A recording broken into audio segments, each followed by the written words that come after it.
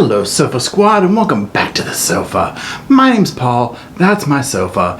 Now today we're going to be talking about and dissecting and commenting on all of this stuff that has come out with the Lori Vallow, Lori Daybell, whatever you want to call her, case. Specifically for this video, we are going to be dissecting her interview. And let me tell you what, okay, this isn't going to be an end-all be-all because I'm not lying, y'all. You could do a dissertation on this, like multiple for different doctorate degrees and stuff like that. Okay, so just know that the link is below to the full thing. I highly implore you go watch it because when I did, my mouth was on the floor. Now also, please keep in mind and please remember, I ain't no doctor, I ain't no lawyer. I'm just a guy with a sofa with a couple of cents worth of opinions underneath that cushion that I want to share with you. So before we jump into this hot mess, if you like scary movies, if you like reviews, if you like story times, if you like them all combined, consider checking out my other channel, A Slice, A Spice, and a Dice Movie Reviews. It's a new channel, it's free. Check it out if you will. Now also, if you want to see other content by me, consider joining Patreon or a channel membership. You're going to find things like my commentary on absurd, idiotic, Florida man crimes, some of my personal story times, and as well as commentary on some cases that are a little bit too saucy for this channel. Also, as always, thank you to everybody who makes this channel possible. It would not be here without you. Everyone who supports it, all the people who engage with the videos, whether it's through hanging out in the comment section, sharing them, liking them, whatever, I appreciate it and you. The sofa wouldn't be here without you, neither would Roscoe, who's on the floor right now, or me. Thank you very much. So again, what I'm going to do in this video is touch on some of my main takeaways, some of the key points that really stuck out to me. Now, here's also what I'm going to do. I'm going to talk about some of the interview with Tylee, but I'm not going to be putting up images or anything of that from that interview here. Honestly, I found it really heartbreaking and a little bit triggering just to kind of see her talking and that whole thing. However, there were some things that she said that I'll talk about in here, but so just know that we are going to focus mostly on Lori, but I will be commenting on some things and bringing that into this conversation. Also remember, this is all taking place, this whole scenario that has went down is early in the morning. Charles Vallow was coming over to take JJ to school. This has all been kind of, we know now, set up by Lori behind the scenes with her brother Alex. So just keep that in mind. That's the scene that's being painted. He's supposed to show up. He's taking JJ to school. It's before 8 o'clock in the morning, and there you go. So without further ado, let's go into the deep, dark, and twisted world of Lori. I know Lori's your first name, right? Yeah. L-A-U-R-I? L-O-R-I. Okay. And then what's your last name? Vallow. V-A-L-L-O-W. Now, as we've seen before with her in videos and just her general demeanor, she is very detached. She is very aloof to the situation. Not the kind of behavior you expect out of somebody who just walked away from a scenario that took place. Okay, so remember this interview, this is right on the heels of this horrible event that took place at her home where her brother took the life of her husband, Charles. And keep in mind that little interview that she did with the police when she returned home from the Burger King run. And she's laughing, she's making a joke about it. And then later that day, she has a pool party. So yes, that's the day we're referring to. So that just kind of sets the tone for all that. Now, what I also find interesting is that she stays true to form in this interview with how, at this point, we have come to expect her to be. Start where you think it makes the most sense. Okay, so, I told you, it's a crazy question. Well, so we moved into this house 3 weeks ago. Now, she even tries to say that she's going to keep it short, like she's talking about the latest drama from her hot yoga studio or something. Because he didn't ever do it in the first place. I did it. Long story. I'll keep it short. Now look, are we talking about a tennis match here, or are we talking about swinging the bat? Make your mind up, Lori. He would have swung it backwards at me, not frontward. Okay, yeah. He was a professional baseball player. Okay. So it wasn't a good idea for Tylee to get out of that. Probably not the... he played semi-pro. Yeah. He was, I love how in the midst of all of this, she is still able to dry brag about Charles being semi-pro. She's like, yeah, you know, I mean, he was semi-pro, you know, not pro, but semi-pro. I mean, I'm sure your husband wasn't any of those things. I mean, I'm not assuming or anything. I just kind of guessed by the shoes you're wearing. But anyways, what were we talking about? But then we also see how much her story just falls apart and how much of this she just seems to be winging it. And then even in parts where she is pressed about something like really specific, it's like she just kind of doesn't know what to do with that. But it's all these threats on my phone all the time, you know, like whatever, all these things. And then he told me... What kind of threats? Just...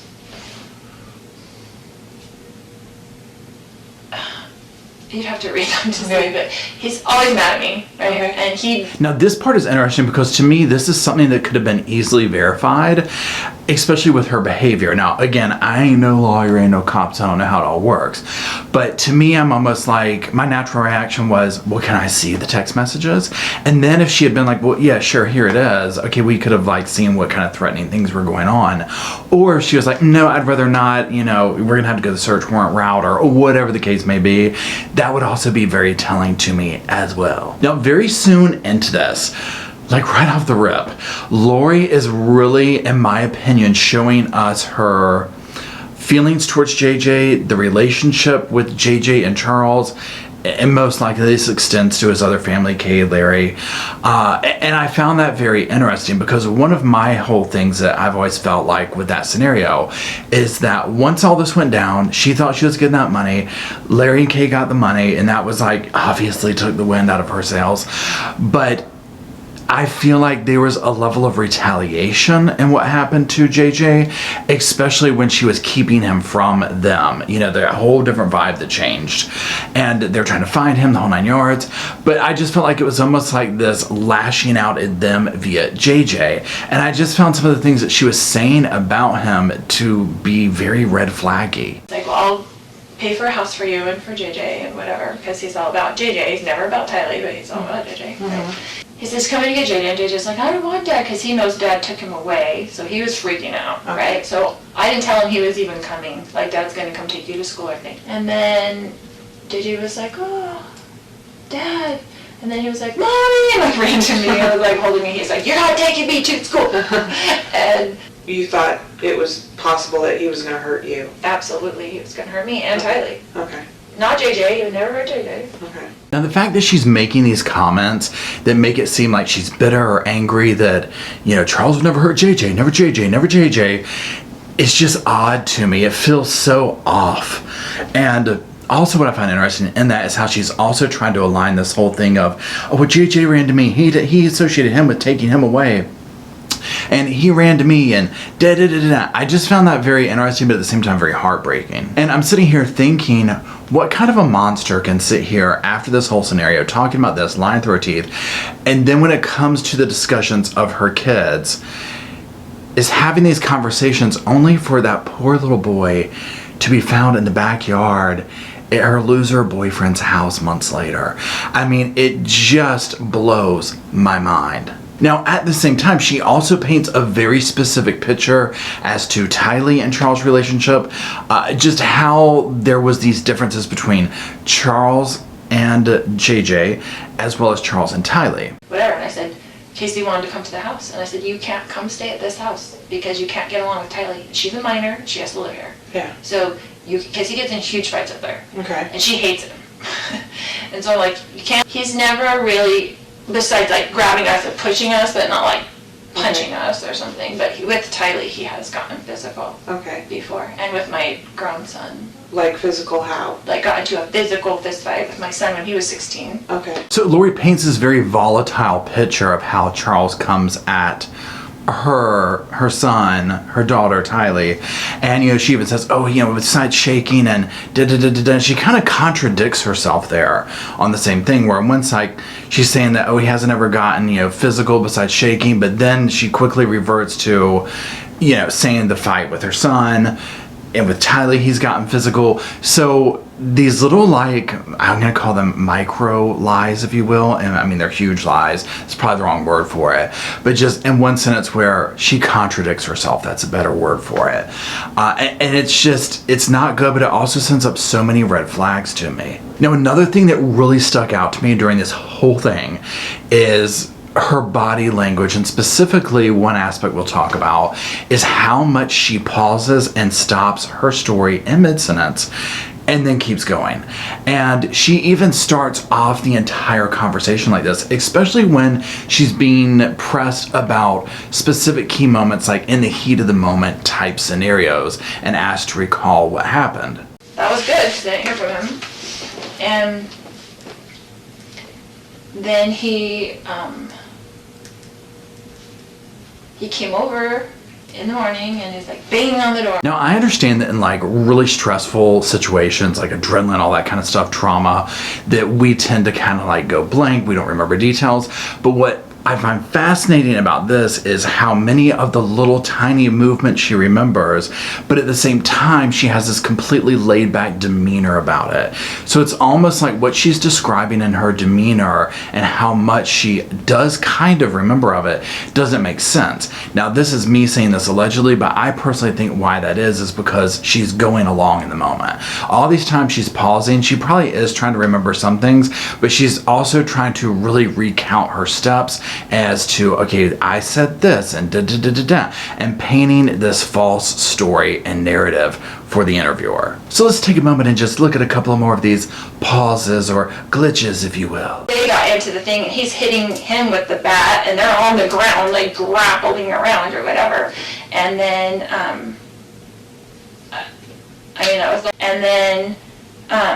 I had told Tylee, because she was the way of whatever this fight was going to be. And then, Do you remember when I went around kind of in the circle, then my brother was there. when you said when you were going around and he was coming at you? Now, when it comes for her to talk about the gunshot, the sound, all that, like the whole ordeal, I feel like she is really having to put some effort into this story. Yeah, and then I was kind of turned around, and we were all right there in that room, except for the kids had been outside by that time, and I heard the gunshot. Mm-hmm. And so you heard the shot? mm-hmm. Dude.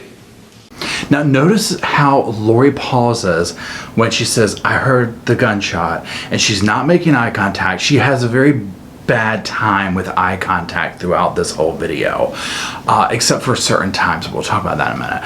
But this gunshot, she pauses when she says, I heard the gunshot, and then when asked directly about it, notice how she kind of reverts back to that childlike thing that she seems to do, where she's like, and then she looks at the woman, and y'all, the look on her face, on Lori's face, is so different, and it's like almost like you can hear the nuts and bolts turning up there as she's searching this woman's face to see, is she believing this? Is she buying this? Did I say the right thing? I mean, I'm sensing this really nervous vibe off Lori in this whole little transaction, because that's a very pivotal point of this. I mean, that's where typically you would hope investigators would really peel apart the story and whatnot and compare it and yada, yada, yada, especially since they're interviewing like all these other people. But we'll talk about that in another video. So that part really jumps out to me. Dude, did you actually see the shot, or did you just hear it? I had gone around to the kitchen to get away from him, and so back around. So again, she doesn't answer yes or no. She has to pause, and then she again goes into this convoluted, well, I was running this way, then they ran this way, and then this happened, and that happened, and did. You know, instead of just says, boom, you know, because here's my thing. You're going to remember that taking place type scenario. And so to me, again, what she's doing is just trying to sit here and piece this together to be like, okay, what did I say? Does this make sense? We've seen it 100 times before in these interview videos. And when it comes to this whole scenario she's talking about, so remember, Lori is painting this out like, Charles was coming again, we know, to take JJ to school or whatever, but that there was this whole ambush going on and that she found this information on his phone and he's talking to her brother Adam, which is so weird. Now, we already know at this point, obviously, that she was tipped off to this whole event. Okay, so again, it puts a different perspective when we watch it, hindsight, knowing what we know now. But then she's describing this whole thing of, I took his phone and I was running around with it and he was acting like a 16-year-old and he was going ballistic over it. And it sounds so bizarre to me as to why she would even engage in this, and also the fact of if it even went down like that. I mean, that's assuming that that part is true. Now, for me, I personally don't really believe much of that because I think that this was pre-planned with Alex, and I do think that they probably did something to antagonize him and get things going. I have no doubt about that.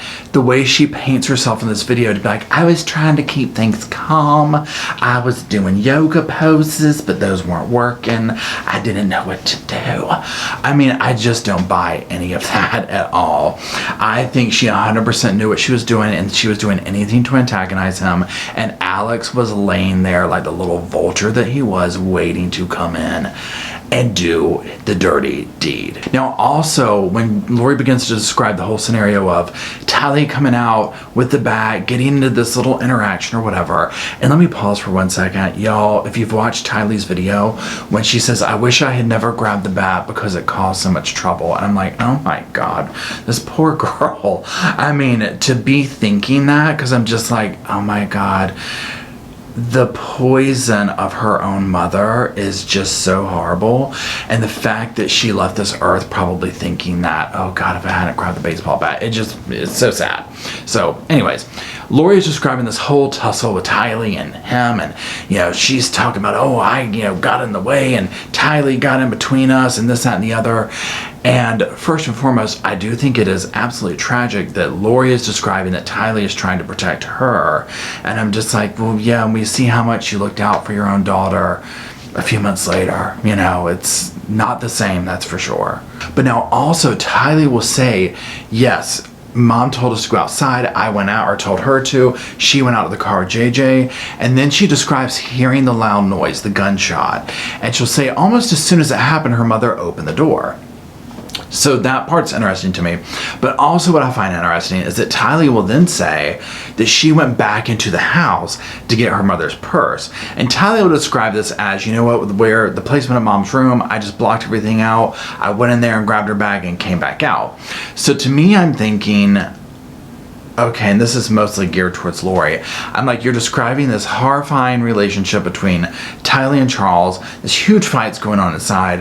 Why does Tylee run in to get your purse? That doesn't make sense to me. Now, to top all that off, then Lori describes just leaving, just up and leaving. So he called you when you didn't come back inside, basically? Right. Okay. Because I was like in the car for a minute, and then I was like, what do I do? Mm-hmm. And I didn't want JJ to go inside, and I didn't know what to do, and Tylee was freaking out. I was trying to get them away from the scene. Understandable. Now, what amazes me with this is some of the things that Lori does include in that, because I just find it shocking that she's willing to say, we went out of the car, I didn't know what to do, I needed to get JJ away, so I took him to school. And to the point that she's like, oh, well, then Alex called me to be like, are you taking JJ to school? And she's like, well, yeah, we need to call the police. And so just stop right there. Regardless of how you might feel about an ex-husband or whatever, there's been a shooting at your home. You have children in tow around you. Why wouldn't calling the police be the first very thing you do if it was truly like it went down like what they're talking about? Obviously, we know why they didn't call the police, unfortunately. And also, and again, I'm going to do separate videos on this, but we also know how much Alex lied about performing CPR when they called 911, the whole 9 yards. And now we also know at this point, we've known for a while that she stopped at Burger King and then got flip-flops for her and Tylee. That part blows my mind. And the fact of how calm she is. And again, and we also know she's coming back, and we've seen that where she comes up laughing and joking about disturbing the neighbors. And that's just what baffles me about it, because I'm just like, I'm sorry, I would think a normal human being, even if they had some kind of tumultuous relationship with someone, whatever, that's a traumatic event for people. You're going to be shooken up, and it just doesn't seem to faze her. Now, hold up, let's just rewind for 1 second here, because also in this interview, one of the things that really blows my mind, and this is like the foreshadowing of it, is all of the things that she says that Charles accuses her of and her response to these things. Blah, blah, blah, blah, blah. He's blaming me for our marriage breaking up and my niece getting divorced and my friend getting divorced. He said, I'm a destroyer of families because I want everybody to get divorced. I'm like, what would my motivation be for people getting divorced? So I could babysit the kids more? Like, motivation? Yeah, how about collecting everybody's money and then trying to run the world with these 144,000 people, casting zombies out left and damn right, okay? We know your motivation. Okay, so sorry, had to go off on that side note. Let's continue on and let's get towards the end of the video. Now this part, y'all, I was like, you've got to be kidding me. We're being pranked at this point. Now when the officer asked, is there anything left or whatever, y'all, I personally think Lori went to the damn porta potty. She was either trying to talk to Chad, she was going somewhere though, besides where she was at. Anything else that I didn't ask about or anything that we didn't cover that you think is important? yes. Can I So, say yeah, go for it. Just thinking, just that he was just so angry, like super scary. Now, y'all, there must have been some damn trouble on the line with her porta potty connection. Keep in mind, I clipped those clips down, edited them down some because it's such a long pause. I mean, you'll literally be sitting there like, is the computer frozen? Like, what's going on? If you watch it in full length, you'll know. And it's just like, oh my God. And can we also say, y'all, did the yoga poses not remind you of someone else? Now, clearly, Chad wasn't answering the damn portal potty call. Maybe he was writing her a romance novel, something. I don't know, but he didn't answer because her answer that she came back with, I was just like, really? That's all you have to say? And it was just like, he's really scary. And again, this is where I feel like she tries to make this connection, and those are the times where if you watch where she really will make eye contact is when she's trying to villainize Charles. Now, when she seems to be allegedly lying, that's when she's looking down or looking away or searching the woman's face for, does she believe me? But when she's villainizing Charles, she's very much, looking at her, looking and laughing about it, that weird thing she does of trying to manipulate, in my opinion, and just her typical narcissistic behavior of trying to be the little charmer and manipulate her way into whatever it is she wants at that time. Now, towards the end when the cop is like, now look, I'm not trying to put words in your mouth, but, did you think he was going to hurt you? And I was like, why would we say that? Why would we say that? This woman is already a grand master liar manipulator. We don't need to put any thoughts in her mind. Why give her that? And I don't want to put words in your mouth, but you thought it was possible that he was going to hurt you. Absolutely, he was going to hurt me and Tylee. Okay. Not JJ, he would never hurt JJ. Okay. I just felt like this was giving her this whole premise of, here we can go down the self-defense route. Now, for Lori's final encore performance of this whole video, and I was just like, if this isn't the damn icing on the cake for this. Once, the person leaves, the interviewer, the investigator leaves, Lori is left alone. Now, I can almost 100% assure you she knows she's been recorded, and she puts on a show like none other with the Kleenex and crocodile tears.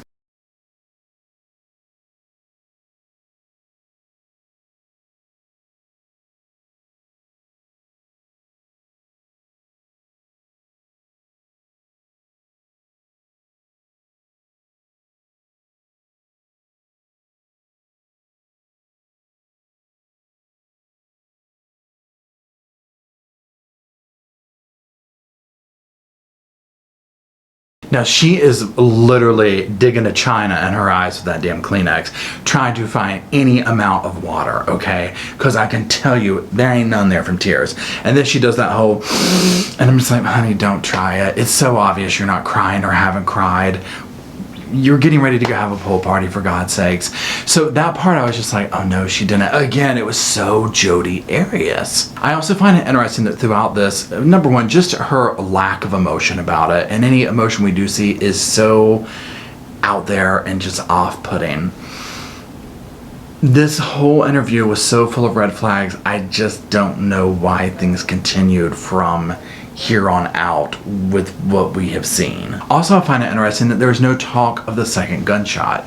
So that to me is very telling. Now, obviously we all know at this point that the 911 calls were lied about, the timing of that and what Alex was doing, you know, with the autopsies come out, all that kind of stuff. So this is, you know, not here nor there, but you know, we just can look at this with a different viewpoint at this point. Here's my thing with this. Obviously this is horrible and it's tragic. Okay, so we're not even related to these people, right? All of us following this case. And this is infuriating, okay? And I'm sorry I keep looking over. I have the video over here that I'm looking at. This is absolutely infuriating. My heart goes out to those related to the victims, the people who loved these victims, and as obviously the victims. But Larry K. Crenshaw, everyone, I'm just like, I can't imagine watching this and seeing this woman laughing and giggling and knowing what happened to the poor children, knowing what happened to Charles, knowing what happened to Tammy. It blows my mind. I just don't see any way that Lori can find her way out of this. I will be shocked. I don't think any portal potty is going to save her from justice, nor should it. Now be on the lookout for some of my other commentary and breakdowns of some of these interviews. Y'all, there's been so much come out. I haven't even gotten to Alex's yet. I think I'll do that one next. And then Zulema, my God, help us all. So anyways, thank you very much again for being here and hanging on the sofa with me. And until next time, I'll see you back here at the sofa.